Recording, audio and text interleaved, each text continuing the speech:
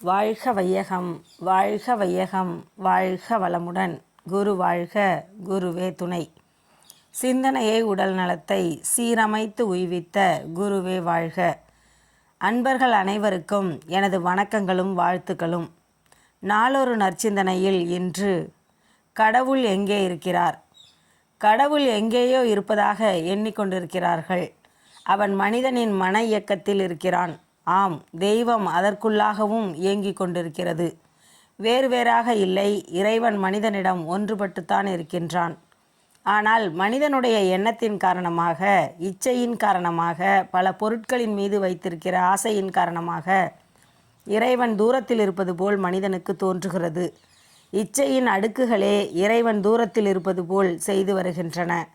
நமக்கும் கடவுளுக்கும் எவ்வளவு தூரம் இருக்கிறது என்று ஒரு கணக்கெடுக்க வேண்டுமா?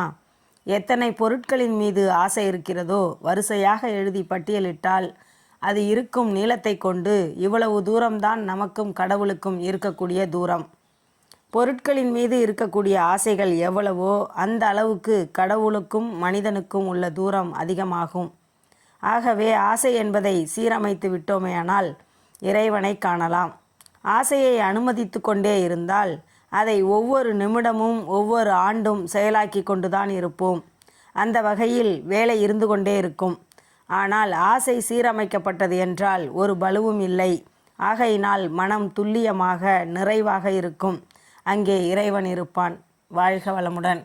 நீங்களும் உங்கள் அன்பு குடும்பமும் உடல் நலம், நீலாயுள், நிறை செல்வம், உயர்ப்புகழ், மெய்ஞானம் ஓங்கி வாழ்க வளமுடன். மீண்டும் நாளை சந்திப்போம். அன்புடன், சீதா செந்தில்குமார்.